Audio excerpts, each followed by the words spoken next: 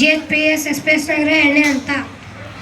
ರಂಗನತಿಟ್ಟು ಕರ್ನಾಟಕದಲ್ಲಿನ ಪ್ರಥಮ ರ್ಯಾಮರ್ ಔಗುತಾಣವಾಗಿ ರಂಗನತಿಟ್ಟು ಪಕ್ಷಿಧಾಮವನ್ನು 2022ರಲ್ಲಿ ಘೋಷಿಸಲಾಗಿದೆ.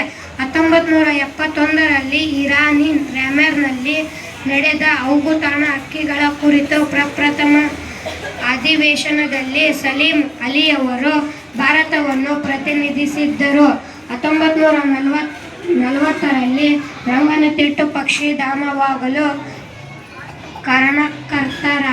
ಕಾರಣಕರ್ತರಾದ ಸಲೀಂ ಅಲಿಯವರ 125ನೇ ಹುಟ್ಟುಹಬ್ಬದ ವರ್ಷ ರ್ಯಾಮರ್ ಔಗುತಾಣವಾಗಿರುವುದು ಸಂತೋಷದ ವಿಷಯ. 1648ರಲ್ಲಿ ಆಗಿನ ಮೈಸೂರು ಸಂಸ್ಥಾನದ ಅರಸರಾದ ಕಂಠೀರವ ನರಸಿಂಹರಾಯ ರಾಜ ಒಡೆಯರು ಅವರ ಕಾವೇರಿ ನದಿಗೆ ಅಡ್ಡಲಾಗಿ ಒಡನ್ನು ಕಟ್ಟಿಸಿದಾಗ ಈ ದ್ವೀಪಗಳು ಅಸ್ತಿತ್ವಕ್ಕೆ ಬಂದವು.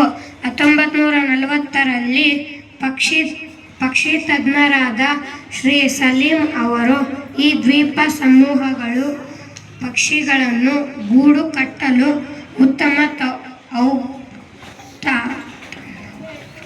ತಾಣವಾಗಿರುವುದನ್ನು 1939-40ರ ಅವಧಿಯ ಮೈಸೂರು ಸಂಸ್ಥಾನದ ಹಕ್ಕಿಗಳ ಅಧ್ಯಯನದ ಸಮಯದಲ್ಲಿ ಗಮನಿಸಿದ ಮಹಾರಾಜರನ್ನು ಈ ದ್ವೀಪ ಸಮೂಹಗಳನ್ನು ಪಕ್ಷಿಧಾಮವೆಂದು ಘೋಷಿಸಲಾಯಿತು.